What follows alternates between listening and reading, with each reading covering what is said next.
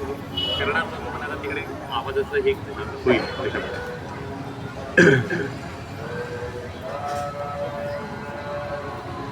स्वातंत्र्य, समता, बंधुता आणि न्याय मानवाच्या उत्क्रांतीसाठी आवश्यक असणाऱ्या या मानवी मूल्यांचा उद्गाता तथागत बुद्ध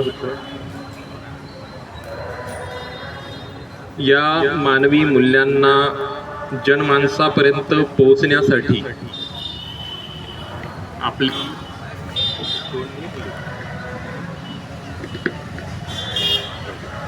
या मानवी मूल्यांना जनमानसापर्यंत पोहोचविण्यासाठी आपली दोन्ही मुले संघमित्रा आणि महेंद्र ज्यांनी दान दिले असे देवानाम प्रिय प्रियदर्शी राजा सम्राट अशोक आणि या मानवी मूल्यांना आपल्या भारतीय संविधानामध्ये अंतर्भूत करून इथल्या तळागाळातल्या समस्त मानवजातीचा उद्धार करणारे परमपूज्य विश्वभूषण डॉक्टर बाबासाहेब आंबेडकर सोबतच भद्रकात्यायना यशोधरा माता, माता रमाई, माता भीमाई या माझ्या आदिप्रेरणांना मी प्रथमतः अभिवादन करतो. सोबतच आज बुद्ध पौर्णिमा या अनुषंगाने आपल्या सगळ्यांना मी बुद्ध पौर्णिमेच्या अनुषंगाने मंगल कामना व्यक्त करतो. मित्रांनो, आज आपण इथे मोठ्या संख्येने उपस्थित आहात. प्रथमतः मला याचा खूप हर्ष होत आहे, खूप आनंद होत आहे. कारण की गेल्या काही वर्षापासून the Buddhist society of India संस्थापक डॉक्टर बाबासाहेब आंबेडकर म्हणजे भारतीय समाजामध्ये बौद्ध धम्माचा प्रचार प्रसार करण्यासाठी डॉक्टर बाबासाहेब आंबेडकरांनी 1954-55 मध्ये जी संस्था रजिस्टर्ड करून ज्याच्या मार्फत तथागत बुद्धांचा विचार इथल्या जनमानसापर्यंत पोहोचावा यासाठी प्रयत्न केले. त्या बुद्धिस्ट सोसायटी ऑफ इंडियाच्या अनुषंगाने इथे जी टीम काम करत आहे ती दर रविवारला एक पुष्पमाला वंदनबा भीमाला या अनुषंगाने डॉक्टर बाबासाहेब आंबेडकरांनी दिलेला जो आदेश आहे की आम्ही दर रविवारी बौद्ध विहारात जायला पाहिजे. ज्याप्रमाणे ख्रिस्ती धर्मातली जी काही अनुयायी असतात ती रविवारला आपल्या चर्चमध्ये जाऊन आपले जे धार्मिक संस्कार आहेत ते पार पाडतात. मुसलमान बंधू सुद्धा दररोज सकाळी 5 वाजतापासून तर संध्याकाळी अशा प्रकारे आपली जी नमाज आहे ती अदा करतात. आमचे हिंदू बांधव सुद्धा दर संध्याकाळला शुभम करोती म्हणून आपला धार्मिक सोपस्कार पूर्ण करतात. असं असताना बौद्ध समाज हा सुद्धा आपली जीवनमूल्ये रुजविण्यासाठी त्याचं संगोपन करण्यासाठी आमचाही काहीतरी धार्मिक विधी, धार्मिक कार्यक्रम, धार्मिक प्रसंग आम्ही आयोजित केला पाहिजे. आणि ही मानवी मूल्यांची जी विचार आहेत, जी जनमानसांच्या कल्याणाची आहेत, ती आमच्या येणाऱ्या पिढीला प्रवाहित झाले पाहिजे. हे प्रवाहित झाले नाही तर ही मानवी मूल्यांची जे विचार आहेत ते कुठेतरी खुंटतील, संपुष्टात येतील, नष्ट होतील. कारण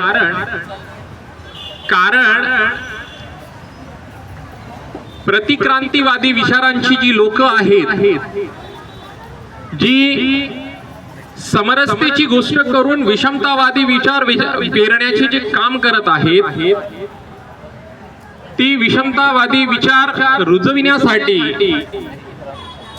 संपूर्ण यंत्रणा कार्यान्वित करून या मानवी मूल्यांच्या विचारांना नष्ट करण्यासाठी कार्यान्वित झालेली आहे. आणि म्हणून ही बुद्धांचा अनुयायी म्हणून, बाबासाहेब आंबेडकरांचा कार्यकर्ता म्हणून आणि मानवी कल्याणाचा विचार वाहक म्हणून ही तुम्हा आम्हा सर्वांची ही खूप मोठी नैतिक जबाबदारी आहे की आम्ही येणाऱ्या पिढीला ही मानवी मूल्य जी आहेत, ही मानवी मूल्यांची विचारांची देण आपण येणाऱ्या पिढीला द्यायला पाहिजे, त्यांचं संगोपन करायला पाहिजे. यासाठी आपण सुद्धा प्रयत्नरत असणे खूप गरजेचे आहे. त्या अनुषंगाने इथे वीरेंद्र भाऊ साळवे सर, नगराळे सर, समस्त आटे सर वगैरे जे आहेत, हे दर रविवारला 10:30 वाजता इथे प्रबोधनाच्या माध्यमातून बाबासाहेबांचे आणि बुद्धांचे जे विचार आहे, जे मानवी कल्याणाचे विचार आहे, धम्म सुरुवातीला जो कल्याणकारी आहे, जो मध्य सुद्धा कल्याणकारी आहे आणि शेवट सुद्धा कल्याणकारी आहे, अशा धम्माची मानवी मूल्यांची जे विचार आहेत ते या येणाऱ्या पिढीला देण्यासाठी प्रयत्नरत आहेत. मला असं वाटते हा जो जनसमुदाय आजच्या घडीला मला पाहायला मिळत आहे, असाच जनसमुदाय हा निरंतर आपल्या विचारांचं संगोपन करण्यासाठी दर रविवारला आपल्या या स्थळावर, जिथे आज आपण उपस्थित आहात, डॉक्टर बाबासाहेब आंबेडकर उद्यान, संविधान चौक, या इथे दर रविवारला आपण इथे यावं आणि बाबासाहेबांनी सांगितल्याप्रमाणे दर रविवारला आम्ही बुद्ध विहारात जायला पाहिजे, याचं पालन करावं. आता हे पालन का करायचं आहे, या अनुषंगाने आपण थोडा विचार समजून घेऊया. मी बुद्धिस्ट सोसायटी ऑफ इंडिया या अनुषंगाने इथे आलेल्या कॅन्डल मार्चचं स्वागत करतो. इथल्या आयोजकांतर्फेही सुद्धा त्यांचं स्वागत करतो. आपण व्यवस्थितपणाने, कारण की कॅन्डल जे आहे ते थोडी आपल्या बाजूला ठेवू, कारण गर्दी बहुत होत आहे, थोडं सांभाळून, थोडं अंतर ठेवून.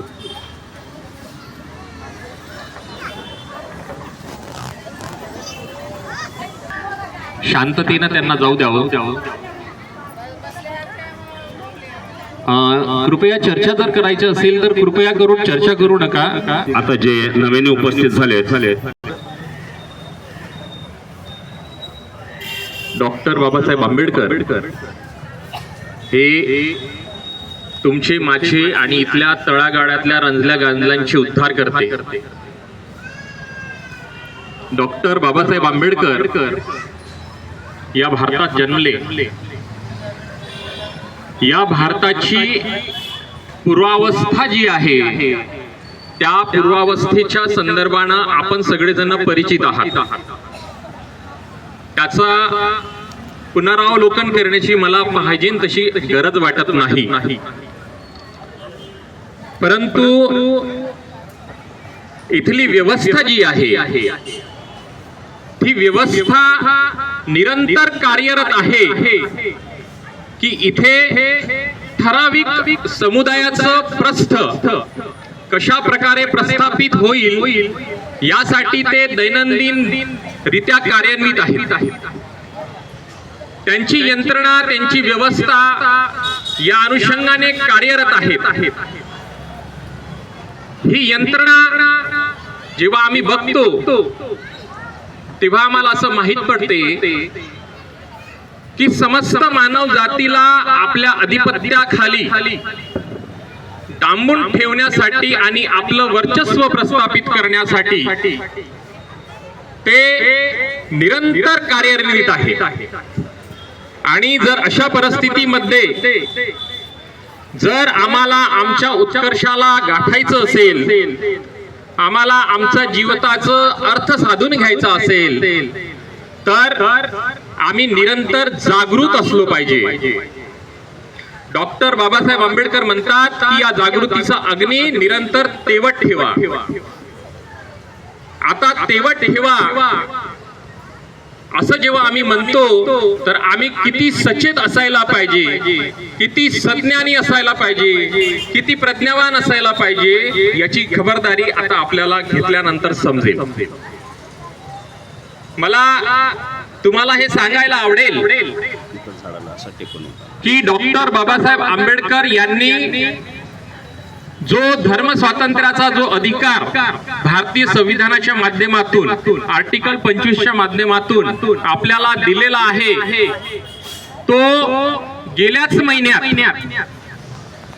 आपल्या राज्य संस्थेने कायदा करून जाणीवपणे मोडला गेलेला आहे. धर्मविरोधी प्रतिबंध कायदा हा गेल्या महिन्यामध्ये जे आहे ते पास केलेला आहे, पारित केलेला आहे. आणि आता जर का तुम्हाला धर्मांतर करायचं असेल, एका धर्मापासून दुसऱ्या धर्माचं स्वीकार करायचं असेल, तुमच्या विचारांचं परिवर्तन करायचं असेल, तर तुम्हाला शासनाला नोटीस किंवा शासनाला निवेदन करावं लागतं. त्या निवेदनावरून तुमच्याकडे एक अधिकारी येईल, एक विचारपूस करणारा एक व्यक्ती येईल आणि तो तुम्हाला तुम्ही धर्म परिवर्तन का करत आहात या अनुषंगाने विचारणा करेल. त्याच्या विचारणामध्ये जेव्हा त्याला असं आढळेल की तुम्ही स्वइच्छेने जर तुम्ही धर्मांतर न करता कोणत्या तरी प्रलोभनाने तुम्ही धर्मांतर करत आहात, तर ते तुम्हाला 5 वर्षाची शिक्षा ठोठावणार. जर केल्यानंतरची गोष्ट, ते तुम्हाला आर्थिक दंड ठोठावणार.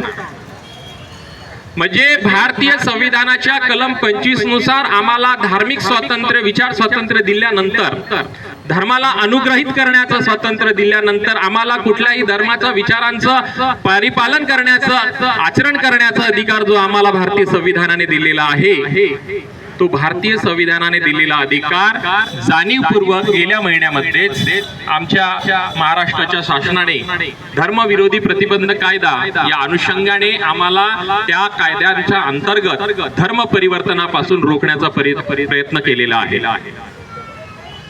धर्म ही प्रत्येक व्यक्तीची ही खाजगी बाब असते. आम्हाला कुठली धारणेनं जीवन जगायचं आहे, कुठल्या विचारांनी जीवन जगायचं आहे, कुठल्या विचारानुसार आमच्या जीवनाचा उत्कर्ष होणार आहे, हे आम्हाला ठरविण्याचा अधिकार आमच्यापर्यंत असते. कारण की तो निसर्गदत्त अधिकार आहे, त्याला कोणी हिरावून घेऊ शकत नाही. असं असताना सुद्धा काही लोकांनी, म्हणजे राज्यकर्त्या लोकांनी असं ठरवलेलं आहे की आमच्या व्यतिरिक्त आम्हाला विचारल्याशिवाय, आम्ही सांगितल्याशिवाय तुम्ही धर्माचं आता परिवर्तन करू शकत नाही.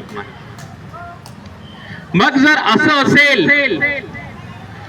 असं असेल तर मग आमच्या उत्कर्षाला आवश्यक असणाऱ्या विचारांचं रुजवणूक किंवा त्यांचं संगोपन आम्ही कशा प्रकारे करणार आहोत. आमच्या विचारांचा, मानवी मूल्यांना ज्यांना आम्ही मानतो त्याचा प्रचार प्रसार करण्याचा जो अधिकार आम्हाला भारतीय संविधानाने दिलेला आहे, तो आम्ही कशा प्रकारे अंमलबजावणीत आणणार आहोत, हा प्रश्न आता आपल्या पुढे उपस्थित झालेला आहे. मग असं असताना आमची नैतिक जबाबदारी किती मोठी होते हे आम्हाला समजून घ्यावं लागेल. कारण की बाबासाहेब आंबेडकर असं म्हणतात की आजच्या युगातल्या वैज्ञानिक जगातल्या जर माणसाला जर कोणत्या धर्माची जर गरज असेल तर ती बौद्ध धर्माचीच गरज आहे, ती बुद्धाच्या धम्माचीच गरज आहे. त्याला तोच धम्म त्याला संरक्षित करू शकतो, त्याला वाचवी शकतो, त्याच्या मानवी कल्याणाचा, उत्कर्षाला तोच परिणामकारक ठरू शकतो. मग जर बुद्धाचा विचार जर का मानवी कल्याणाचा विचार आहे, तो मानवी कल्याणाचा विचार ठेवणारा आहे आणि अशा विचारांना आम्ही प्रचार प्रसारित करत असताना आम्हाला जर का एखाद्याचं धर्म परिवर्तन करून घ्यायचं असेल, त्यांचा हे करायचं असेल, त्यांचा विचार परिवर्तित करून घ्यायचा असेल, तर मग आम्हाला शासनाच्या या नियमामुळे अडकाठी निर्माण होणार आहे. जेव्हा की या ग्रंथामध्ये, बुद्ध आणि त्याच्या धम्म ग्रंथामध्ये, बुद्धाला ज्ञान प्राप्ती झाल्यानंतर धम्म दीक्षेची मोहीम तथागत बुद्धाने धम्म परिवर्तन करण्याची मोहीम, धर्मात समाविष्ट करून घेण्याची मोहीम, मानवी कल्याणाचा विचार प्रचारित करण्याची मोहीम जी आहे त्याला सुरुवात केलेली आहे. मग मानवी कल्याणाचा हा जो विचार आहे हा प्रवाहित करायचा असेल तर मग आम्ही कशा प्रकारे करणार आहोत? येणाऱ्या शासनाच्या या निर्बंधाला आम्ही कशा प्रकारे तोंड देणार आहोत या अनुषंगाने आता आपल्याला विचार करावा लागणार आहे. निश्चितच काही लोक त्याचा गैरवापर करतही असतील, परंतु त्याचा गैरवापर करणाऱ्यांमध्ये आम्ही मोडतो का हा प्रश्न आता आपल्याला विचार करायचा असेल. कारण की the Buddhist society of India जी बाबासाहेब आंबेडकरांनी जी संस्था बौद्ध धम्माच्या प्रचार प्रसारासाठी निर्माण केलेली आहे, त्या द बुद्धिस्ट सोसायटी ऑफ इंडियाचं प्रचार प्रसाराचं जे बुद्ध धम्माच्या प्रचार प्रसाराचं काम आहे ते करण्यासाठी बाबासाहेब आंबेडकरांनी इथल्या मानवी कल्याणाचा जो विचार आहे तो त्यांना मिळावा यासाठी धम्म दीक्षेची मोहीम राबवलेली आहे. बाबासाहेब म्हणतात की संपूर्ण भारत मी बौद्धमय करणार आहे. मग जेव्हा सारा भारत बौद्धमय करण्याची मोहीम बाबासाहेब आंबेडकरांना राबवायची आहे तर मग आता आम्हाला हा प्रश्न उपस्थित होतो की डॉक्टर बाबासाहेब आंबेडकरांचे हे जे विचार आहे हे विचार आता आम्ही धम्म दीक्षेच्या माध्यमातून कशा प्रकारे राबवणार आहोत. आमच्या पुढे हा प्रश्न निश्चितच उभा व्हायला पाहिजे. मानवी कल्याणाचा हा जो विचार आहे हा विचार आम्ही आमच्या समोर उभा जर केला नाही तर येणाऱ्या काळामध्ये तुम्ही धम्माचा प्रचार कशा प्रकारे करणार आहात? धर्मांतराचा जे काही बाबासाहेब आंबेडकरांनी सांगितलेलं आहे की बौद्धमय भारत करायचा आहे, प्रबुद्ध भारत करायचा आहे, इथल्या गुलामी अवस्थेत राहणारा जो आमचा रंजला गांजला समाज आहे त्याला परावर्तित करून त्यांच्या मानवी उत्कर्षाला पोषक असं वातावरण आम्हाला निर्माण करायचं आहे. तर मग बाबासाहेब आंबेडकरांनी जी धम्म दीक्षेची मोहीम राबवण्यासाठी आम्हाला बुद्धिस्ट सोसायटी ऑफ इंडियाच्या माध्यमातून सांगितलेली आहे ती आम्ही कशा प्रकारे राबवणार आहोत? या धम्म दीक्षेच्या मोहिमेसाठी आमच्याकडे कोणती यंत्रणा कार्यान्वित होणार आहे? आणि जर ती होणार नसेल तर मग बाबासाहेबांचा जो विचार आहे, जो भारत बौद्धमय करण्याचा आहे, प्रबुद्ध भारत घडविण्याचा आहे, धम्म राज्याची निर्मिती करण्याचा आहे, तो आम्ही कशा प्रकारे निर्माण करणार आहोत हा एक प्रश्न तुमच्या पुढे मी आता ठेवतो आहे. बाबासाहेबांचं बुद्धाच्या धम्माने जी काही मांडणी आहे ती अतिशय वास्तववादी आहे, ती आध्यात्मिक स्वरूपाची नाही आहे.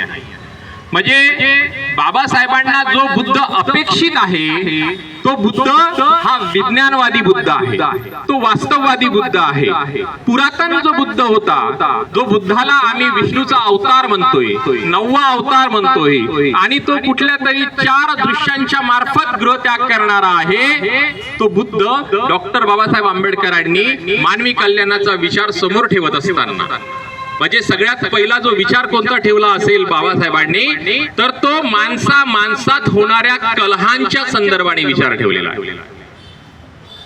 कुठला विचार ठेवलेला आहे की माणसात कलह निर्माण झालेले आहे, वाद निर्माण झालेले आहे, एकमेकांशी युद्ध, भांडण आणि कुठेतरी झगडा चालू आहे. आज आम्ही इस्रायल आणि इराण असं युद्ध बघत आहोत. काल रोहिणी ज्या नदीच्या पाल्यावरून शाक्य आणि कोलियांमध्ये वाद होता. म्हणजे माणसामध्ये जो कलह निर्माण झालेला आहे त्या कलहाचं परिमार्जन करण्यासाठी बुद्ध सांगितलेला आहे. बुद्धाला देत असताना कुठला आजारी व्यक्तीचं उदाहरण बाबासाहेबांनी अपेक्षित नाही केलं. कारण की जाती, जरा, व्याधी, मरण हे जे बाबासाहेब आंबेडकरांना अपेक्षित नसलेलं जे काही आमच्या डोक्यावर थोपविला गेलेलं आहे ते बाबासाहेब आंबेडकरांना अपेक्षित नाही. कारण की बाबासाहेब आंबेडकर याच्यावर प्रश्न उपस्थित करतात की बुद्ध जन्मल्याच्या नंतर अवघ्या 5 दिवसामध्ये महामायेचा मृत्यू होतो, म्हणजे त्यांच्या आईचा मृत्यू होतो. तर मग बुद्धाला आपली आई गेलीचा, आई आपल्यापासून गेल्याचा, त्यांची मृत्यू झाल्याची परिचिती त्यांना नसावी का? कारण की त्यांचं संघाचं सगळं संगोपन तर त्यांच्या मावशीने केलेलं आहे, महाप्रजापती गौतमीने केलेलं आहे. जर तो वयाच्या 29व्या वर्षी जर तो गृहत्याग करत असेल तर त्याच्या घरामध्ये, त्याच्या राजवाड्यामध्ये एकही माणूस हा वृद्ध नसावा का? म्हणजे त्यांच्या वडिलांची जी काही वयोमर्यादा असेल ती साधारण वयोमर्यादा कदाचित 50च्या जवळपास नसावी का? म्हणजे ते एक उतरत्या वयाच्या कालखंडामध्ये ते नसावेच का? त्यांच्या घरामध्ये कोणालाच आजार झालेला नसावा का? म्हणजे आजार होणे एक स्वाभाविक नॅचरल प्रक्रिया आहे. एखाद्याला आजार जडणे, ताप येणे किंवा अंग दुखणे किंवा एखाद्या कुठला तरी व्याधी जडणे हा म्हणजे एक नैसर्गिक प्रक्रिया आहे. या प्रक्रियेला कोणीतरी कुठे ना कुठे बुद्धाला आढळलेलं नसेल का? आणि जर राहिलेला आहे 4थं दृश्य जे संन्यासाचं सांगितलं गेलेलं आहे, तर ठीक आहे, या दृश्याला आपण कदाचित अपवाद समजूही शकतो, कारण की संन्यासी न दिसण्यासारखी कदाचित स्थिती जी आहे आदरणीय शुद्धोधन यांनी केली असावी राजांनी. मग आपल्याला हे जाणून घ्यायचं आहे की बाबासाहेबांना हे अपेक्षित आहे का? बाबासाहेबांना हे अपेक्षित नाही मित्रांनो. मला हे तुम्हाला सांगताना हे असं याचं आश्चर्य होणार नाही की आम्हाला शाळेमध्ये या गोष्टींची जाणीवपूर्वक शिकवणी केली जाते. बुद्धाला गृहत्याग का करावा लागला त्यासाठी जाणीवपूर्वक हे 4 दृश्य जाणीवपूर्वक आमच्यावर थोपविल्या जातात. मग येणाऱ्या जे काही लिटरेचर आम्ही वाचत आहोत त्या लिटरेचर मध्ये आम्हाला हे सगळं पाहायला मिळत आहे. बाबासाहेब आंबेडकरांनी बुद्ध अँड धम्मा याची निर्मिती का केली? कारण की आमच्यामध्ये बुद्ध पेरत असताना आमच्यामध्ये विज्ञानवाद कशा पद्धतीने रुजेल, वास्तविकता कशी रुजेल याच्यासाठी बुद्ध आमच्यापर्यंत दिलेला आहे. बुद्धाच्या परिव्रजेला घेऊन हा उचललेला बाबासाहेब आंबेडकरांनी सगळ्यात महत्वाचा प्रश्न आहे, जो आम्हाला हे सांगतो की माणसात कलह निर्माण होतो आणि या कलहाचं परिमार्जन करण्यासाठी आम्हाला बुद्ध मिळतो. म्हणजेच की युद्ध नको तर आम्हाला काय पाहिजे? बुद्ध पाहिजे. असाच याचा मधला एक अर्थ मिळतो. म्हणजेच की आमच्यामध्ये जे भांडण आहे, आमच्यामध्ये जे कलह आहे त्याच्यामधून आमच्यामध्ये मैत्री भाव निर्माण करणारा, बंधुभाव निर्माण करणारा, आमच्यामध्ये सहानुभूती आणि करुणा निर्माण करणारा बुद्ध जो आहे तो आम्हाला या मानवी कल्याणाच्या, मानवी मूल्यांच्या विचाराने आम्ही स्वीकारत आहोत. दुसरा प्रश्न डॉक्टर बाबासाहेब आंबेडकर या प्रश्नामध्ये, या पुस्तकामध्ये उत्पन्न करत आहेत, तो आहे आर्य सत्यांना घेऊन दुःखमुक्तीच्या मार्गाला बुद्ध जेव्हा जात आहेत, जेव्हा त्यांना ज्ञान प्राप्ती होत आहे, तेव्हा तथागत बुद्धांना जे ज्ञान प्राप्ती झाली की या जगात काय आहे तर दुःख आहे. या दुःखाचा शोध आम्हाला माहिती आहे की बुद्धांची जी विचारसरणी आहे किंवा जी मांडणी आहे ती बुद्धांची काय आहे? जाती, जरा, व्याधी, मरण ही बुद्धाची मांडणी आहे. म्हणजे दुःखाची संकल्पना घेत असताना बुद्धाने जे दुःखाचं विश्लेषण केलेलं आहे ते विश्लेषण काय केलेलं आहे की आम्हाला जन्म जे आहे ते दुःख निर्माण करणारा आहे, व्याधी जे आहे ते आम्हाला दुःख निर्माण करणारा आहे, आम्हाला जे म्हातारपण निर्माण येत आहे, नैसर्गिकरित्या जे येत आहे म्हातारपण ते दुःख निर्माण करणारा आहे, आणि आम्हाला सरते शेवटी जे मरण येतं ते मरण सुद्धा काय आहे? दुःख आहे. बघा मित्रांनो, सायन्सने म्हणजे विज्ञानाने हे प्रूफ केलेलं आहे. काय तर मनुष्याच्या शरीरामध्ये जे काही सेल्स आहेत, मनुष्य ज्या सेल्सच्या माध्यमातून, ज्या डीएनएच्या माध्यमातून कार्यान्वित होतो, ऊर्जा प्राप्त करतो, ज्याच्यातून त्याची चालना होते, त्या चालनाची ज्या सेल्सनं निर्मिती होते ते सेल्स काय असतात? लाखो सेल्स जन्माला येतात आणि लाखो सेल्स काय होतात? मरण पावतात. बुद्धाचा प्रतिप्रत्यक्ष समुत्पादाचा जो सिद्धांत आहे तो काय सांगतो की जी गोष्ट जन्माला येते ती गोष्ट नष्ट होते, मृत होते, संपते. बरोबर आहे. मग आता हे जे संपण्याची जी प्रक्रिया आहे याला नश्वरता म्हणतात. म्हणजे नष्ट होणे ही गोष्ट म्हटल्या जाते, बरोबर आहे. या जगात ईश्वर नावाची वस्तू नाही, म्हणजे जी कुठली नष्ट होणार नाही अशी कुठलीच गोष्ट नाही, बरोबर आहे. आणि जी गोष्ट नष्ट होत नाही त्याचं एक छोटस उदाहरण मी तुम्हाला देतो. आपले जे सेल्स आहेत ते सेल्स दिवसागणिक जन्माला येतात आणि दिवसागणिक मरतात. आता जो सेल्स मरत नाही, काय आहे, जो सेल्स आपल्या शरीरातला मरत नाही त्या सेल्सला काय म्हणतात? त्या सेल्सला ट्यूमर म्हणतात. जो सेल्स आपल्या शरीरातला जन्म पावतो पण मरत नाही, तो काय करतो, आपले जे काही डीएनए आहे ते डीएनए लपून घेतो. आपली जी रोग प्रतिकारक शक्ती आहे त्या रोग प्रतिकारक शक्तीपासून त्या आपल्या सेल्सला काय करतो, तो वाचवून घेतो आणि वाचवल्यानंतर त्याची दिवसागणिक तो वाढ करतो. बघा, मी तुम्हाला सायन्सच्या पद्धतीने ह्या गोष्टीचा उलगडा करण्याचा प्रयत्न करत आहोत की जो सेल्स, या सेल्सच्या माध्यमातून मनुष्याची निर्मिती होते किंवा मनुष्याची चालना होते, त्या सेल्सला जर का मृत होत तो झाला नाही तर तो काय होतो, ट्यूमर बनतो. आणि ट्यूमर झाल्यानंतर माणसाला मृतता येते, म्हणजे मृत्यू पावला जाते, अकाली मृत्यू त्याला स्वीकारावा लागतो. कारण की त्याचा जो सेल्स असतो तो मरत नाही. आणि जो सेल्स मरत नाही तो अशा सेल्सची निर्मिती करतो ज्या कधीच मरणार नाही.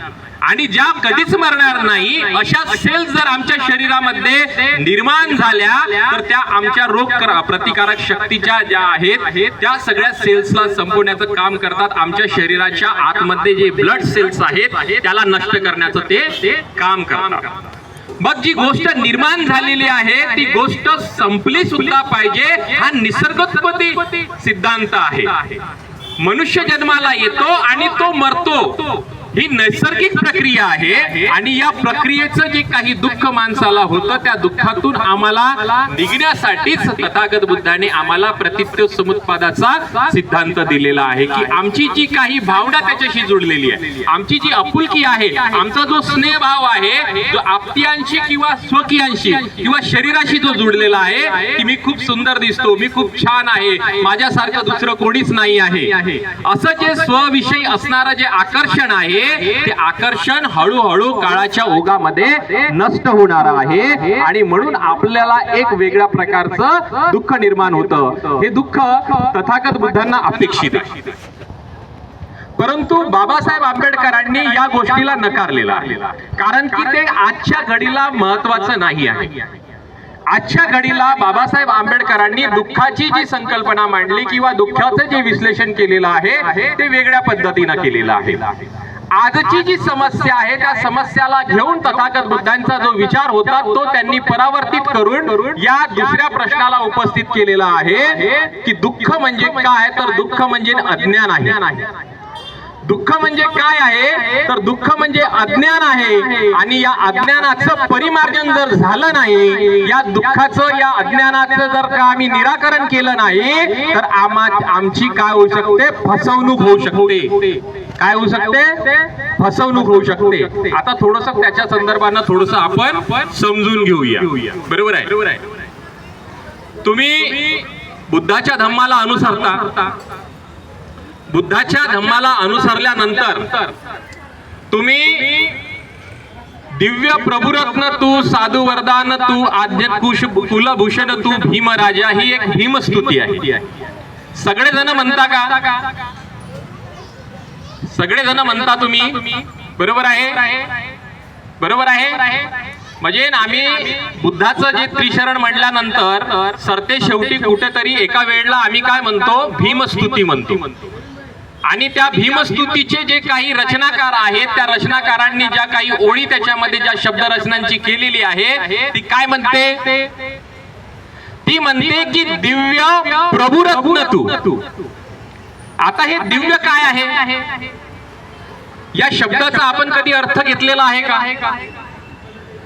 दिव्य याचा अर्थ असा होतो की अलौकिक. बरोबर आहे. दिव्य या शब्दाचा अर्थ होतो अलौकिक आणि त्याच्यानंतरचा शब्द आहे प्रभू. प्रभू आम्ही कोणाला म्हणतो? ईश्वराला म्हणतो, देवाला म्हणतो. बरोबर आहे. प्रभू एक नाव घेतलं जातं, ते नाव मी घ्यावं की नाही घ्यावं? प्रभू रामचंद्र म्हणता की नाही? आहे का नाही? असं म्हटलं जातं का नाही? तर हा प्रभू काय आहे? दिव्य प्रभू रत्न तू. काय म्हणतो आम्ही? अलौकिक अशा ईश्वराचा तू काय आहे? रत्न म्हणजे मुलगा, पुत्र. दिव्य अशा अलौकिक ईश्वराचा तू काय आहे? पुत्र आहे, मुलगा आहे. हे आमच्या अज्ञानाचं कारण आहे. कदाचित आम्ही हा विचार केलेला आहे का की आम्ही काय म्हणत आहोत बाबासाहेबाच्या संदर्भाने? आम्ही हा विचार करायला पाहिजे. जर आमची सतसत विवेक बुद्धी जागृत नसेल तर आम्हाला अशा अज्ञानांना बळी पडावं लागतं. आमच्याला जयबुद्ध भगवंता, प्रज्ञाशीलवंता अशा सारखे कुठेतरी मंगलारती म्हणण्याची गरज पडत आहे. बरं, आमच्याकडे पूर्ण वंदना झाल्यानंतर शिलेचं पाणी वाटण्याचा एक प्रकार आहे का? शिलेचं पाणी आम्ही वाटतो का? हे अज्ञानाचं कारण आहे. या शिलेच्या पाण्यानं आमच्या जीवनामध्ये असा कोणता आमूलाग्र बदल होणार आहे? ज्याला तहान लागली त्याला तुम्ही पाणी पाजलं तर खूप धन्य, पण पूर्ण वंदना म्हणायची, विज्ञानावर आधारित तुझला स्वीकारायचं, आम्ही तुझं अनुकरण करतो म्हणायचं आणि सरते शेवटी हळूच नंतर घ्यावे शिलाचे पाणी, हळूशिरीत म्हणायचं. आमच्यातलं हे अज्ञान, अवैज्ञानिकपणा आम्हाला कर्मकांडाला बळी नेत आहे. हे बाबासाहेब म्हणत आहे, मला नाही म्हणायची गरज. बाबासाहेब हे म्हणत आहे की आमचा शिकला सवरलेला सज्ञानी जो समाज आहे तो विहारामध्ये जातो किंवा आपल्या घरामध्ये वास्तुशांती किंवा कुठला तरी एखादा परित्राण पाठाचा कार्यक्रम आयोजित करतो आणि त्याच्यानंतर सरते शेवटी प्रसाद वाटपाचा आणि या शिलाच्या पाण्याचा वाटपाचा कार्यक्रम आम्ही देतो आणि घेतो. या विचाराने आम्ही अज्ञानाला बळी पडत आहोत का? हा विचार करायला पाहिजे. जर या अज्ञानामुळे आमच्यामध्ये कर्मकांड रुजत असतील तर तथागत बुद्धांनी जे पहिलं सारनाथला प्रवचन केलेलं आहे त्या प्रवचनामध्ये 14वा पॉइंट या पुस्तकातला आहे की बुद्ध त्या पंचवर्ग भिक्खूंना असं म्हणत आहेत की माझा धम्माचा कर्मकांडाशी काहीही देणं घेणं नाही. बुद्ध त्या पंचवर्गीय भिक्खूंना काय म्हणत आहे की माझ्या धम्माचा कर्मकांडाशी काहीही देणं घेणं नाही. कदाचित थांबावं. त्या धम्मामध्ये बुद्धाने ज्या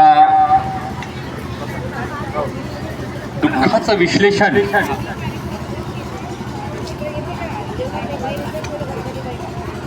त्यांच्या विचारानुसार केलेलं आहे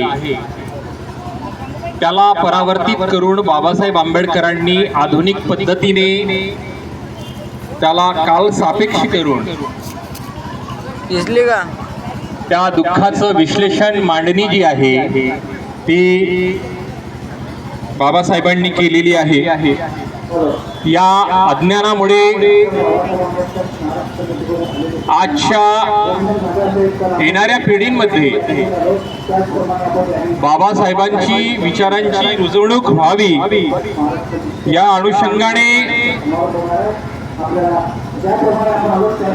आम्हाला जे संघटन बाबासाहेब आंबेडकरांनी दिलेलं आहे त्या संघटनेची रुजवणूक जी आहे ती आम्हाला करणे खूप गरजेचे आहे, कारण संगठन ही शक्ति है, जिसका संगठन है उसका कल है, जिसका संगठन नहीं उसका कल नहीं। आणि म्हणून बाबासाहेब आंबेडकर या संगठन शक्तीला खूप महत्त्व देत होते, कारण की एकटा व्यक्ती हा काहीच करू शकत नाही, आणि जर आम्हाला समाज परिवर्तन करायचं असेल तर संघटनेशिवाय पर्याय नाही। आणि म्हणून मग बाबासाहेब आंबेडकरांनी आम्हाला सामाजिक स्तरावर काम करण्याकरिता समता सैनिक दल, धम्म कार्य करण्याकरिता आम्हाला the Buddhist society of India,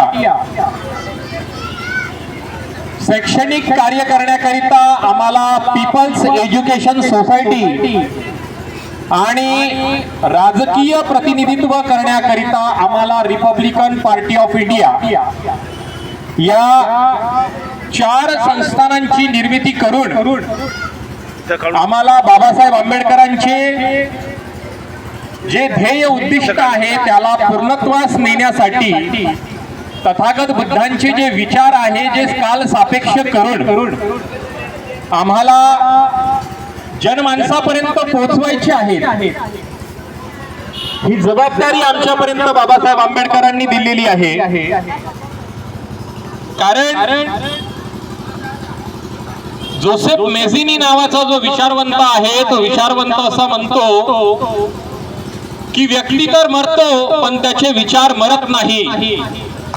Joseph मेझिनी नावाचा जो विचारवंत आहे किंवा जो व्यक्ती आहे तो असं म्हणतो की व्यक्ती तर मरतो पण त्याचे विचार मरत नाही, पण डॉक्टर बाबासाहेब आंबेडकर असं म्हणतात की व्यक्ती तर मरतो पण त्याचे विचार सुद्धा मरतात, जर का त्या विचारांना वाहून नेणारे समर्थ कार्यकर्ते लाभले नाहीत तर। मित्रांनो, डॉक्टर बाबासाहेब आंबेडकरांचे विचार आज कालातीत होत आहेत, काळाच्या ओघात कुठेतरी हरविल्या जात आहेत, आणि त्यांची संगोपन करण्याची जबाबदारी जी आहे ती आज आमची आहे। आणि म्हणून इमर्सन नावाचा जो विचारवंत आहे तो इमर्सन असा म्हणतो की कुठलाही पक्ष आणि कुठलीही संघटना ही त्याच्या निर्माणकर्त्या विचारांच्या पडछायाची सावली असते। इमर्सन जो आहे तो काय म्हणत आहे की जो कुठलीही पक्ष आणि संघटना असते आणि त्याचा जो निर्माणकर्ता असतो त्या निर्माणकर्त्याच्या विचारांची ती पडछाया असते, आणि जर का ती पडछाया असेल तर मग ती पडछाया म्हणजे बाबासाहेब आंबेडकरांच्या विचारांची पडछाया जी आहे ती कोणती आहे तर ती आहे the Buddhist society of India. ती पडछाया आहे समता सैनिक दल, ती पडछाया आहे पीपल्स एज्युकेशन सोसायटी, ती विचारांची पडछाया आहे रिपब्लिकन पार्टी ऑफ इंडिया। मला हे जाणीवपूर्वक सांगताना अतिशय अभिमान वाटतो की मी रिपब्लिकन विचारांचा वाहक आहे। बाबासाहेब आंबेडकरांनी बुद्धाचा इतिहास मांडताना बुद्धाचा जो कुळ मांडलेला आहे तो कुळ मांडत असताना बुद्ध आणि धम्मामध्ये बुद्धाचं कुळ तिथली जी व्यवस्था होती ती रिपब्लिक व्यवस्था होती, ती गणराज्य व्यवस्था होती, ती लोकतांत्रिक व्यवस्था होती असं प्रकर्षाने म्हणलेलं आहे।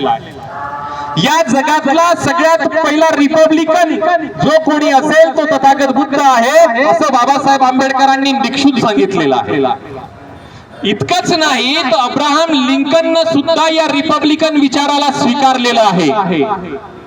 सोबतच एक फिलॉसॉफर आहे ज्याच्या नावाने त्याचा इतिहास म्हणजे त्याच्या तत्वज्ञानाचा डंका वाजतो, त्याचं नाव इमॅन्युअल कांत आहे, ज्याने क्रिटिक्स ऑफ प्युअरिझम नावाचा ग्रंथ 10 वर्षामध्ये लिहून हे सिद्ध केलेला आहे की ईश्वर नावाची जी शक्ती आहे, देव नावाची जी शक्ती आहे ती माणसाच्या बुद्धीच्या अवलोकनाच्या पलीकडची आहे, त्याचा बुद्धीचा अवलोकनाचा संबंधच नाहीये।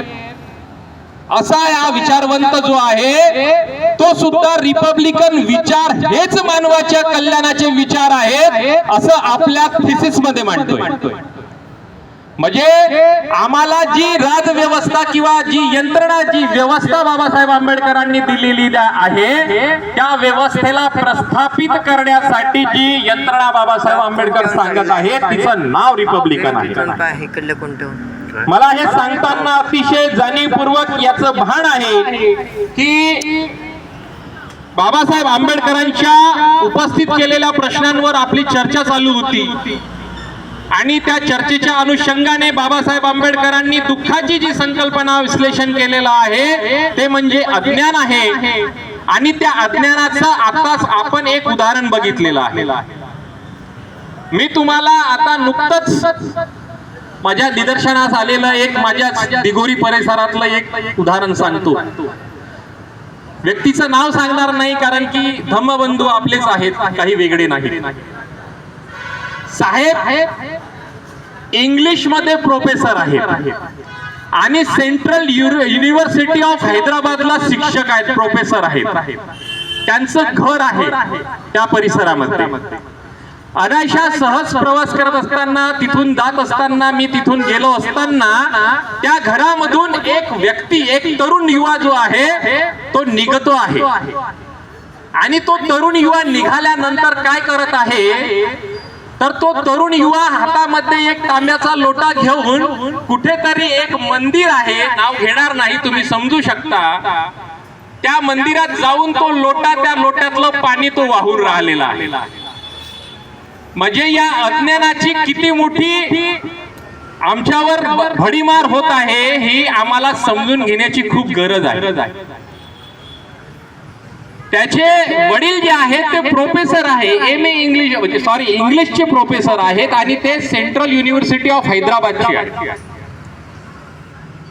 इंग्रजीमध्ये प्रावीण्य प्राप्त असणारा व्यक्ती, त्याचा मुलगा, तो काय करतो आहे, एका तांब्याच्या गडव्यामध्ये पाणी घेऊन कुठेतरी एका मूर्तीवर टाकण्यासाठी जात आहे, जी अवघ्या पावलाच्या अंतरावर असेल, जास्त दूर नाही.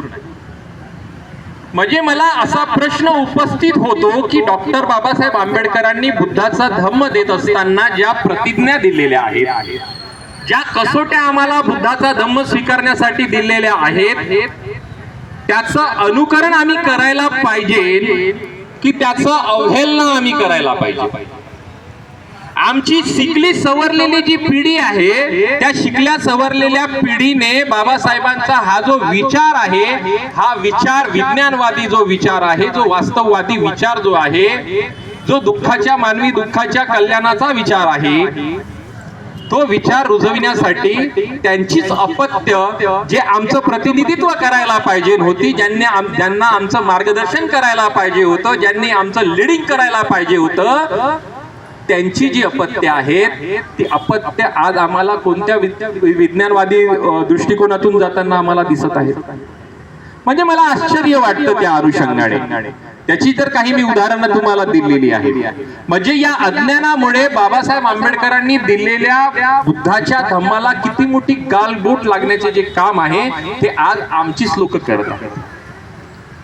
आम्हाला बाबासाहेब आंबेडकरांनी दुःखाचा अर्थ दुसरा सांगितलेला आहे, तो म्हणजे दारिद्र्य सांगितलेला आहे. निश्चितच आमच्यापैकी बरीचशी मंडळी जी आहे हातावर आणणे आणि हातावर खाणे अशी अवस्थेमध्ये जीवन जगत आहेत. खूप कमी लोक जी आहेत ती कुठेतरी so called sophisticated life, standard of life जगत आहेत. आणि असं असताना, अशा परिस्थितीत असताना जी लोक रंजली गांजली आहे, ज्यांच्या 2 वेळच्या उदरनिर्वाहाचा प्रश्न उपस्थित झालेला आहे, त्या लोकांच्या उदरनिर्वाहाचा प्रश्न सोडविण्याची जबाबदारी कोणाची आहे? त्यांनी त्या 2 रुपयाच्या अनाजावर जगावं की बहिणीला भेटणाऱ्या भावाचं जे काही प्रेम आहे ते स्वीकारावं? म्हणजे लाडक्या बहिणीनं लाडक्या भावाचं जे काही प्रेम मिळून राहिलेलं आहे ते स्वीकारावं आणि त्यांच्या दयेवर जगावं आणि त्यांच्या दयेवर जगल्यानंतर त्यांचं प्रतिनिधित्व स्वीकारावं. आम्हाला हा जाणीवपूर्वक प्रश्न उपस्थित करण्यासाठी भाग पडलं गेलं पाहिजे की बाबासाहेब आंबेडकरांनी दुःखाचा जो दुसरा अर्थ सांगितलेला आहे तो गरिबी आहे, आणि तो जर गरिबी असेल तर ही गरिबी नष्ट करण्याची जबाबदारी कोणाची? निश्चितच ती शासनाची होती, कारण की भारतीय संविधान समर्पित करत असताना बाबासाहेब आंबेडकरांनी 17 डिसेंबर 1946 जे भाषण आहे बाबासाहेबांचं, जे सगळ्यात पहिलं भाषण बाबासाहेब आंबेडकरांनी दिलेलं आहे, त्या भाषणामध्ये बाबासाहेब आंबेडकरांनी या गोष्टीला मांडलेलं आहे की आम्ही राजकीय समतेची गोष्ट तर नक्कीच करत आहोत, one man one vote and one व्हॅल्यूची गोष्ट नक्कीच करत आहोत, परंतु जी गोष्ट बाबासाहेब आंबेडकरांना अपेक्षित आहे ती गोष्ट अशी आहे की आमची आर्थिक समानता सुद्धा प्रस्थापित झाली पाहिजे. कारण की आर्थिक समानतेशिवाय स्टँडर्ड ऑफ लाईफ, जीवन जगण्याचं जे स्वातंत्र्य दिलेलं आहे आर्टिकल 19 नुसार, ते आम्हाला अंमलात आणता येणार नाही. म्हणजे आम्हाला लाचारीचं जीवन जगायचं आहे की स्वाभिमानाचं जीवन जगायचं आहे, आणि स्वाभिमानाचं जर जीवन आम्हाला जगायचं असेल तर आम्हाला कोणाचाही गुलाम किंवा लाचारी पत्करण्याची गरज आम्हाला पडली नाही पाहिजे. ही लाचारी संपवण्याची जबाबदारी सुद्धा आमची आहे. बाबासाहेब आंबेडकरांनी 15 ऑक्टोबरला भाषण देत असताना आमच्यावर खूप मोठी जबाबदारी आलेली आहे, ही जाणीव करून दिलेली आहे. मग अशा परिस्थितीमध्ये आमच्यावर ही जबाबदारी जास्त मोठ्या पद्धतीने येते की जी लोक सज्ञानी झालेली आहे, ज्या लोकांचं स्टँडर्ड ऑफ लाईफ जगण्याचं चांगलं झालेलं आहे, त्यांनी आमच्या धम्मबंधूंचे, आमच्या रंजल्या गाजल्यांचे, आमच्या इथल्या समस्त जे काही आमचे बंधू असतील त्यांच्या 2 वेळच्या प्रश्नाचं जे काही निराकरण आहे ते निराकरण करण्यासाठी आमच्याकडे कुठली यंत्रणा कार्यान्वित करता येतं का, यासाठी आम्ही आता नियोजन करणं गरजेचं आहे. आमच्याकडे अशी कुठली तरी यंत्रणा असायला पाहिजे की जेणेकरून आमचा जो रंजला गांजला बंधू आहे त्या रंजल्या गांजल्या बांधवाची ती समस्या आम्ही सोडवू शकलो पाहिजे. आमचं अज्ञान जे आहे, आमचे जर का समजा स्कॉलर्स आमच्या मुलांना बनवायचे असतील, आमच्या मुलांना इंटेलेक्च्युअल जर आम्हाला बनवायचं असेल तर आमच्या शैक्षणिक संस्था, आमच्या इन्स्टिट्यूशन्स आमच्या असायला पाहिजे. या सगळ्या बाबी ज्या आहेत त्या आम्ही स्वीकारायला पाहिजे आणि बनवायला पाहिजे. मी तुमच्याकडे पुढे जात असताना हे सुद्धा सांगू इच्छितो की दास्यत्व जे आहे, बाबासाहेब आंबेडकरांनी जे तिसरं जे त्याचं वालं जे दुःखाचं जे सर मेन असल्यामुळे ते पेटेल, मेन असल्यामुळे तर जे तिसरं कारण जे बाबासाहेब आंबेडकरांनी जे विश्लेषण केलेलं आहे दुःखाचं, ते आहे दास्यत्वाचं. कोणी कोणाचं गुलाम बनू नये. बघा, तुम्हाला जाणीवपूर्वक भावाचं प्रेम मिळत आहे, म्हणजे 2 रुपयाचं अनाज मिळत आहे, म्हणजे तुम्हाला लाचारी पत्करावी लागत आहे, तुम्हाला रोजगार उपलब्ध करून दिला जात नाही आहे, कुठे तुम्हाला तुमच्यावाल्या इंटेलेक्च्युअल स्टेटस ऑफ लाईफ जगण्याची तुम्हाला काही साधनं उपलब्ध केल्या जात नाही आहे, तर तुम्हाला गुलाम कशा पद्धतीने बनविल्या जाईल यासाठी ती यंत्रणा काम करत आहे. तर ते यंत्रणा काम करत असेलही, पण आमच्या समाजातली जी काही आमची धम्मबंधू आहे त्या धम्मबंधूंनी हा विचार करायला पाहिजे की ही जी दास्यत्व आहे, जी गुलामी येणारी आहे आमच्यावर, ती गुलामीतून आमच्या धम्म बांधवाची मुक्तता आम्ही कशा प्रकारे करणार आहोत, यासाठी आता आम्हाला कुठलं तरी यंत्रणेची उभारणी करावी लागेल. अशी कुठली तरी आम्हाला यंत्रणा उभी करावी लागेल, कार्यान्वित करावी लागेल. यानंतर तिसरा प्रश्न होता बाबासाहेब आंबेडकरांनी जो निर्माण केलेला आहे तो इथल्या कर्म सिद्धांताचा आहे आणि पुनर्जन्माच्या संदर्भाने.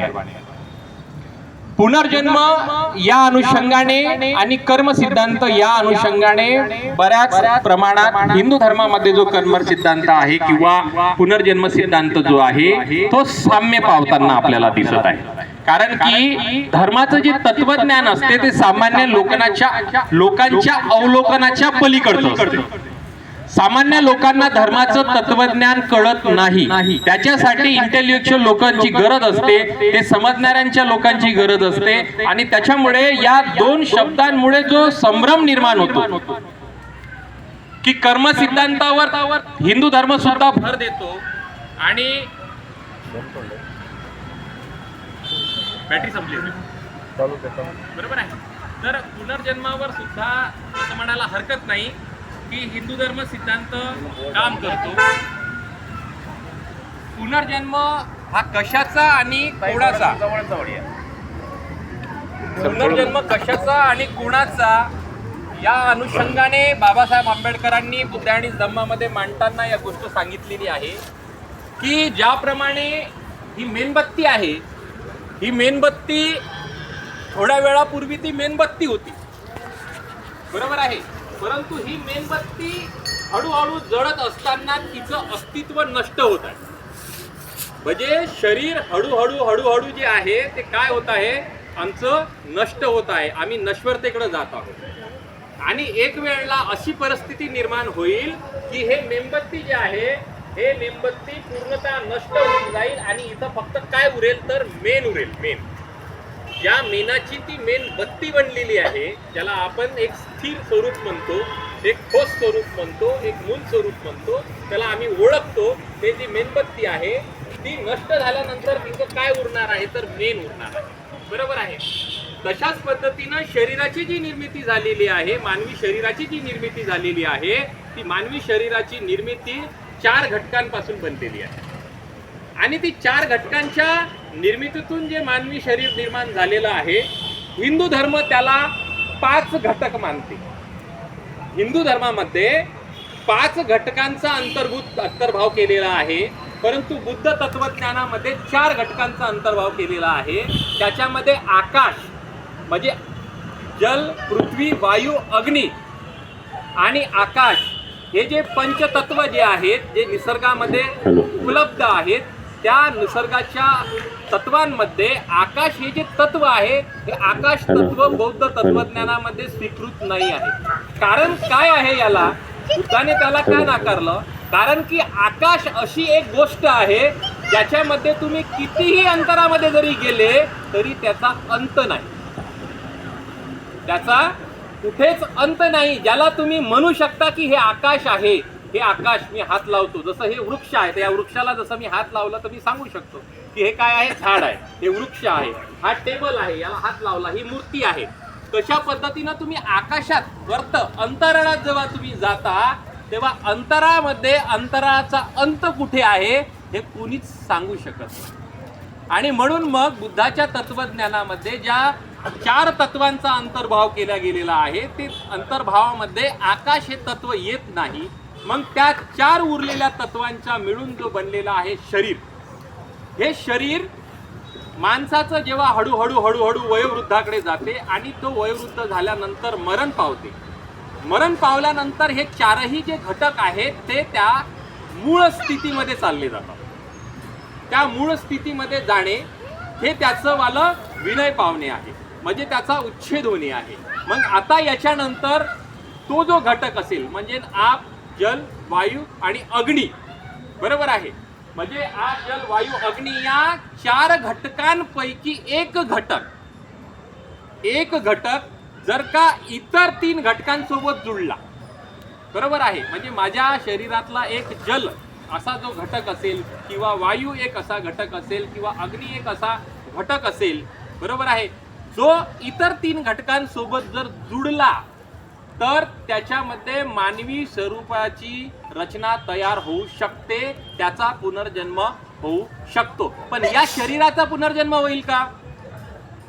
या शरीराचा पुनर्जन्म शक्य नाही आहे, कारण की हे 4च्या 4 घटक पुन्हा एकत्र मिळणं हा संयोग होऊ शकत नाही. एखादा घटक ठीक आहे, मान्य करू शकतो की तो जुळू शकतो, कारण की माणसाचं जे शरीर आपल्याला लाभलेलं आहे ते खूप परिश्रम करून मिळालेलं आहे. म्हणजे जे जीन्स आहेत, जीन्स, त्या जीन्सनं केलेली खूप मोठी स्पर्धा आहे आणि त्या स्पर्धेतून निर्माण झालेलं हे जे शरीर आहे. कारण की एक पेशीय अमिबा पासून या मानवाच्या जीवसृष्टीची निर्मिती झालेली आहे असं विज्ञान सांगते. म्हणजे एक पेशीय अमिब्यापासून तर लाखो कोशिकांचा बनलेलं हे जे शरीर आहे, या शरीरामधले जे तत्व आहे ते तत्व संयोगाने जर प्राप्त होत असतील तेव्हा कुठे जाऊन एखादा घटक जर त्या 3 घटकांमध्ये मिळाला तर त्याचा पुनर्जन्म शक्य आहे. परंतु हिंदू धर्मामध्ये पुनर्जन्माची काय संकल्पना आहे? हिंदू धर्मामध्ये पुनर्जन्माची ही संकल्पना आहे की शरीर आणि एक आत्मा, बरोबर आहे. या शरीरात काय आहे तर आत्मा आहे. शरीर मरतं पण तो आत्मा मरत नाही. आत्मा पुनर्जन्म प्राप्त करतो, दुसऱ्या स्वरूपाचं शरीर प्राप्त करतो आणि जन्म घेतो. त्याला हिंदू धर्माच्या शास्त्रानुसार काय म्हटलं गेलेलं आहे? पुनर्जन्म म्हटलं गेलेला आहे. बुद्धाचा विज्ञानवादी सिद्धांत या गोष्टीला मान्यच करत नाही, कारण की आत्म्याचं अस्तित्व बुद्ध मान्य करत नाही. आत्मा आणि परमात्मा या गोष्टीला बुद्ध जाणीवपूर्वक नकारतात आणि आपला जो विज्ञानवादी विचार जो आहे तो आपल्या पुढे ठेवतात. कारण की आजच्या आधुनिक युगात आम्हाला जर का जगायचं असेल आणि आपलं तत्वज्ञान टिकवायचं असेल तर ते विज्ञानावर आधारित आहे का नाही याची चिकित्सा आम्हाला करावी लागेल. बाबासाहेब आंबेडकर बुद्धाच्या धम्माकडे जात असताना जाणीवपूर्वक हे गोष्ट सांगत आहेत की मी बुद्धाकडे रित्या मनानं गेलेलो नाही आहे. बुद्धाकडे मी रित्या मनाने म्हणजे रिकाम्या डोकबडीनं गेलेलो नाही आहे. माझ्याकडे जे विचार होते त्याच्यामध्ये माझी काही पार्श्वभूमी होती. बाबासाहेब आंबेडकरांनी जेव्हा हा परिचय लिहिला, बुद्ध आणि धम्माचा जेव्हा परिचय लिहिला, त्या परिचयामध्ये बाबासाहेब आंबेडकरांनी या गोष्टीची जाणीवपूर्वक मांडणी केली की मी बुद्धाला स्वीकारत असताना रित्या मनानं मी तिथे गेलेलो नाही आहे. त्याच्या मागे माझी पूर्वी पार्श्वभूमी होती. मग ती पूर्वीची जी पार्श्वभूमी आहे, पूर्वीचा जो विचार आहे, त्या विचारानुसार बुद्धाच्या विचारांची त्यांनी पहिले तुलना केली की माझ्याजवळ जो विचार आहे तो बुद्धाजवळ आहे का, आणि तो जर बुद्धाजवळ असेल तर मग त्याची चिकित्सा केली का तो आजच्या घडीला आजच्या मानवाला लागू पडते का. जर तो मानवाच्या आजच्या घडीला काल सापेक्ष नसेल तो विचार बाबासाहेब आंबेडकरांनी बुद्धाचा नकारला, आणि जो मानवी कल्याणाचा विचार आजच्या मानव जातीला कल्याणाचा पडत असेल तो बुद्धाचा विचार स्वीकारला. बुद्धाचा परिचय म्हणजे बुद्ध आणि धम्माचा परिचय मांडताना बाबासाहेब आंबेडकरांनी या गोष्टीला जाणीवपूर्वक सांगितलेला आहे. मग हा जो आत्मवादीचा सिद्धांत आहे, हा पुनर्जन्माचा जो सिद्धांत आहे, तो पुनर्जन्माचा सिद्धांत बाबासाहेब आंबेडकरांनी कशाचा आणि कोणाचा? कशाचा तर तत्वांचा एक पुनर्जन्म होऊ शकतो. कोणाचा म्हणजे शरीराचा होऊ शकत नाही. म्हणजे हे संजय मनवरचं शरीर मेल्यानंतर संजय मनवर पुन्हा जिवंत होईल हे शक्य नाही आहे.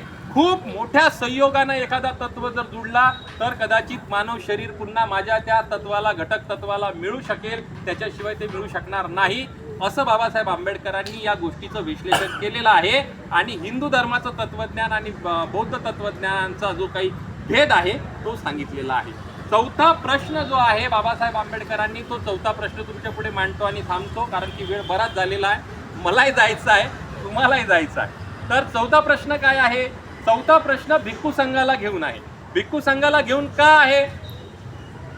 भिक्खू संघाला घेऊन बाबासाहेब आंबेडकरांनी प्रश्न का उपस्थित केला? कारण की भिक्खू संघाने पूर्णच्या पूर्ण बाबा बुद्धाची जी चळवळ होती ती सगळीच्या सगळी चळवळ ब्राह्मणी व्यवस्थेकडे वळवली, ब्राह्मणी विचारधारेकडे वळवली. जेव्हा की भारतामध्ये बुद्धाला जर का विष्णूचा अवतार मानला गेलेला आहे आणि एकही संस्था त्याचा प्रतिशोध करत नसेल म्हणजे त्याचा अर्थ काय होते? इथे त्रिलोक्य बौद्ध महासंघ नावाची संघटना काम करत होती. बौद्धांचं प्रतिनिधित्व करत असताना जागतिक पातळीवर त्रिलोक्य बौद्ध महासंघ, ज्याला आता नाव कन्वर्ट करून त्रिरत्न बौद्ध महासंघ करण्यात आलेला आहे, ती संघटना बुद्धाच्या प्रचार प्रसाराचं काम करत होती. पण तो संघरक्षित आदरणीय जो संघरक्षित आहे त्यांनी या प्रश्नावर कधीच उपस्थिती दाखवलेली नाही, विश्लेषण केलेलं नाही आहे. बुद्धाला मांडत असताना एक ध्यानधारी, एक विपश्यना करणारा बुद्ध जो आहे तो लोकांपुढे मांडलेला आहे. बाबासाहेब आंबेडकरांना ध्यान करणारा, विपश्यना करणारा, समाधी लागलेला बुद्ध नको आहे. बाबासाहेब आंबेडकरांना जो बुद्ध पाहिजे आहे तो कोणता बुद्ध पाहिजे आहे? तो क्रांती करणारा बुद्ध पाहिजे आहे.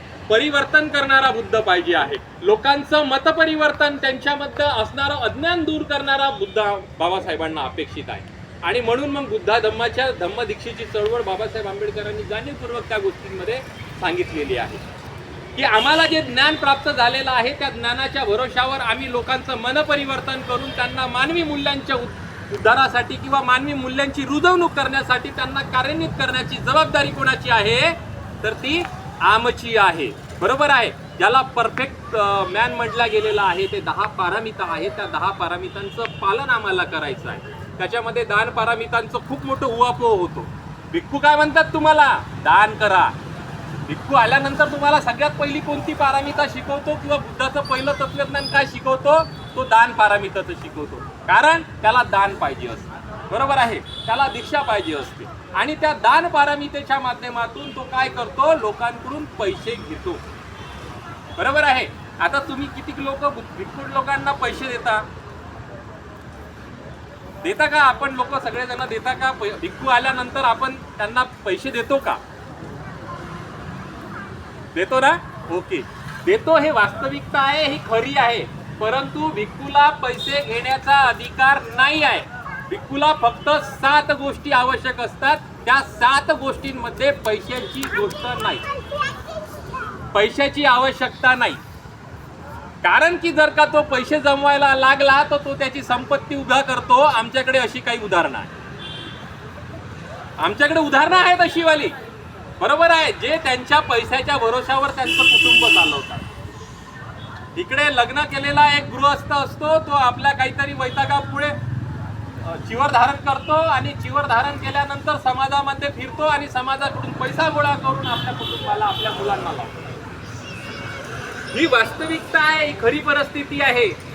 व्यवस्थेनं म्हणजे मी तुम्हाला कार्ल मार्क्स आणि बुद्धिझम, बाबासाहेब आंबेडकरांनी ही गोष्ट मांडत असताना या गोष्टीची जाणीवपूर्वक आठवण करून दिली. त्याचा उल्लेख केलेला आहे की कार्ल मार्क्स जो आहे या भिक्खू वर्गाला पिवळं संकट म्हणतो. काय म्हणतो आहे? पिवळं संकट म्हणत आहे. मग पिवळं संकट जर तो म्हणत असेल तर मग आम्ही त्यांच्या या पिवळ्या संकट बनण्याच्या याच्यावरून भिक्खू वर्गाला कसं वाचू शकतो?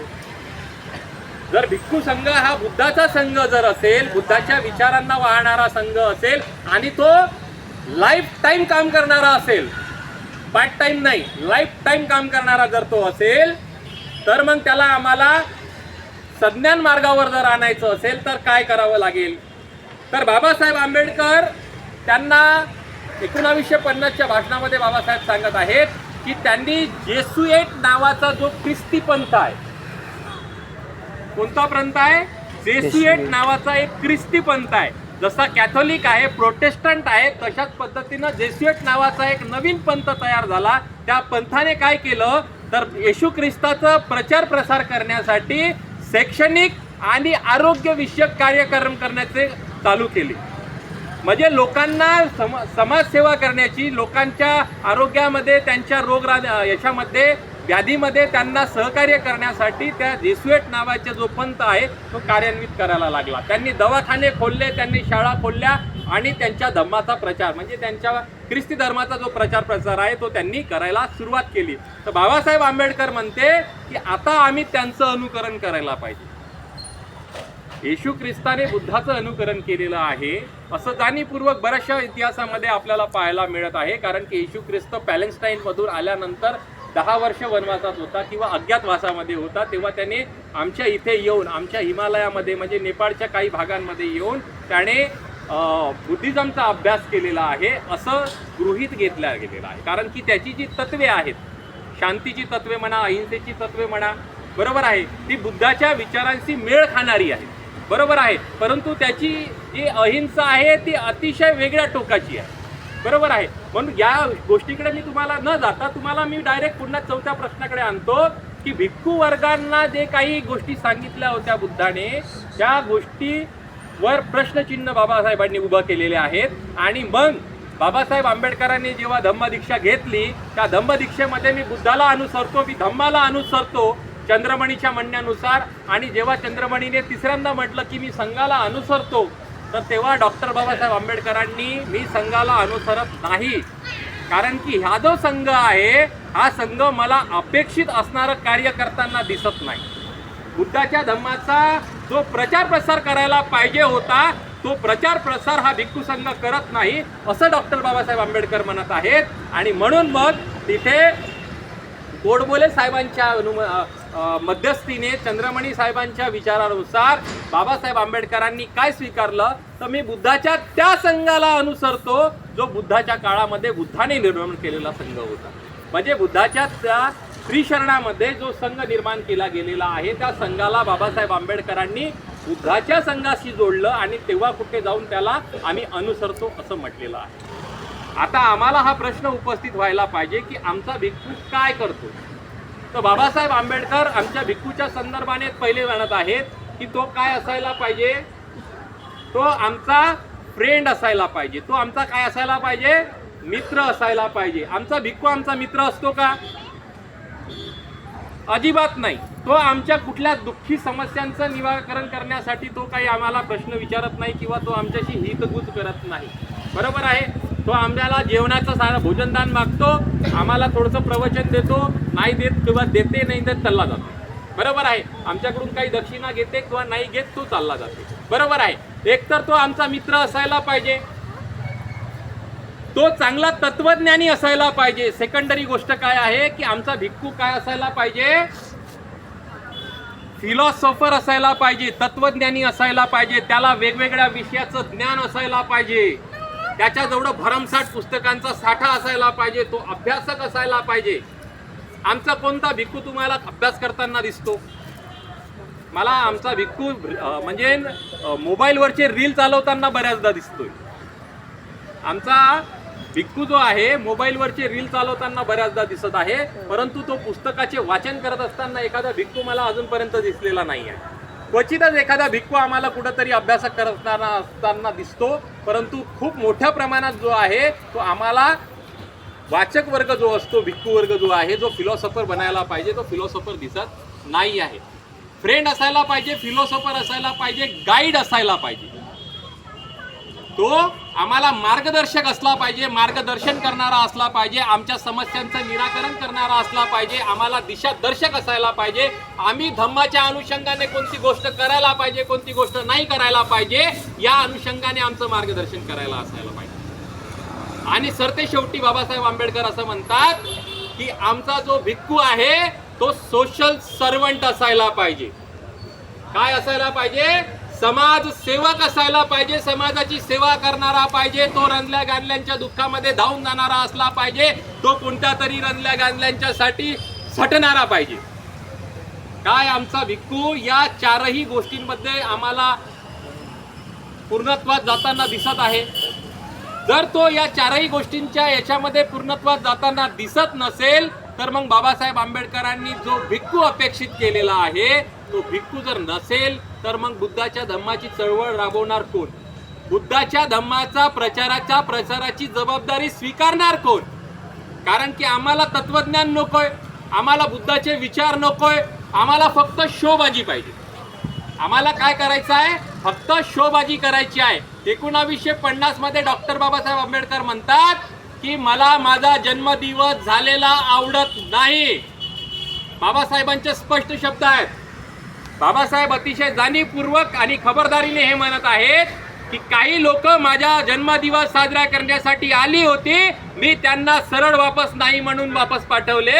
आणि त्यांना जर जन्मदिन साजराच करायचा असेल तर तुम्हाला कोणाचा जन्मदिवस साजरा करायला पाहिजे?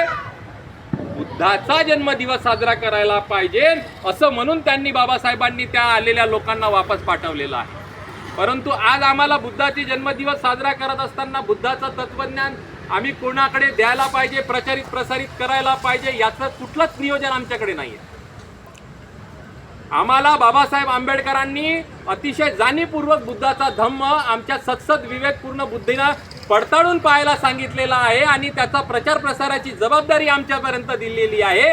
बुद्ध का धम्म की प्रचार प्रसार करना ही मानवता की सेवा आहे. आणि हे जर मानवताची सेवा असेल तर ते आम्ही करणार आहोत की नाही आहोत, ही करण्याची जबाबदारी कोणाची आहे? आमची आहे की भिक्खूंची आहे? भिक्खूंची नसेल तर ती कोणी स्वीकारायची आहे?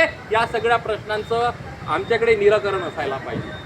अशी यंत्रणा आम्हाला उभी करावी लागेल की बाबासाहेब आंबेडकरांनी सांगितलेला जो चालता फिरता बुद्ध आहे, क्रांतिकारी बुद्ध आहे, जो इथल्या विषमतेला नष्ट करणारा आहे, जो तुमच्या सतसत विवेक बुद्धीला जागृत करणारा आहे, जो तुमच्या स्वातंत्र्य, समता, बंधुता आणि न्याय या मानवी मूल्यांना रुजवणारा आहे, जे तुमच्या उत्कर्षाला परिणामकारक होणारा, तुम्हाला लाभदायक ठरणारा असा जो बुद्ध आहे, त्या बुद्धाची रुजवणूक करण्याची जबाबदारी सम्राट अशोकाने आपल्या मुलांवर सोपवली. त्या मुलांना त्यांनी दान केलं. मग आम्ही कोणाला दान करणार आहोत? आम्ही कोणत्या गोष्टीचं दान करणार आहोत? बुद्ध धम्माच्या प्रचारासाठी माझा समाज सर्वतोपरी त्याग करेल असं जेव्हा बाबासाहेब आंबेडकर म्हणत आहेत, तर आम्ही तो त्याग करायला कधी तयार होणार आहोत? आम्ही मेल्यानंतर की ह्या सगळ्याचा सगळा बुद्धाचा धम्म नष्ट झाल्यावर? हा प्रश्न आमच्या पुढे उभा झाला पाहिजे. बाबासाहेब आंबेडकर म्हणतात की जर का भारतातून जर का बुद्ध धम्म नष्ट झाला असेल तर त्याची सर्वतोपरी जबाबदारी जर कोणाची असेल तर इथल्या भिक्खू वर्गाची असेल असं निक्षून बाबासाहेब आंबेडकरांनी सांगितलेलं आहे. परंतु याचा अर्थ असं समजू नये की ज्या ज्या उपासकांनी बाबासाहेब आंबेडकरांचं अनुसरण स्वीकारलेलं आहे, ज्या ज्या उपासकांनी बाबासाहेब आंबेडकरांना आपला बाप मानलेला आहे, त्या सगळ्या लोकांची सुद्धा तेवढीच जबाबदारी आहे. कारण की बाबासाहेब आंबेडकरांनी म्हटलेलं आहे की माझा समाज जो बाबासाहेब आंबेडकरांना आपला म्हणतो तो समाज बुद्ध धम्माच्या प्रचारासाठी सर्वतोपरी त्याग करेल असं जेव्हा बाबासाहेबांनी म्हटलेलं आहे, तेव्हा ही जबाबदारी सुद्धा आमची येते. मग ही सगळी जबाबदारी आम्ही चांगल्या प्रकारे कशा प्रकारे निर्वाह करणार आहोत, ते कशा पद्धतीने आम्ही पूर्णत्वास नेणार आहोत, याची एक यंत्रणा इथे जे कार्यान्वित असणारी जी लोक आहेत, जी द बुद्धिस्ट सोसायटी ऑफ इंडियाच्या अनुषंगाने कार्यरत आहेत, जे वीरेंद्र भाऊ आटे सर, सावळे सर, ही सगळी जी मंडळी आहेत, यांच्यासोबत जे दर रविवारला इथं येऊन बसतात आणि आपला काथ्याकूट करतात, आपलं डोकेदुखी, आपलं परिश्रम, आपला पैसा, आपला वेळ, आपलं सर्वस्व दान करतात, तिथून बुद्धाचा सत्याचा जो मार्ग आहे तो सत्याच्या मार्गाची रुजवणूक आपल्या येणाऱ्या पिढीला झाली पाहिजे. या अनुषंगाने आपलं योगदान काय आहे हे देण्यासाठी आपण सगळ्यांनी येत्या रविवारी, प्रत्येक रविवारी आपला वेळातला वेळ काढून 1 तास 2 तास जो काही देता येत असेल आपल्या कुटुंबासह इथं येऊन आपण द्यावा, अशी एक आग्रहाची विनंती आपल्याला करतो. आपण इथे बोलवलं, मला वेळ दिला, मला ऐकून घेतलं, यासाठी आपल्या सगळ्यांचे धन्यवाद करतो आणि थांबतो. जय भीम, जय बुद्ध, जय भारत.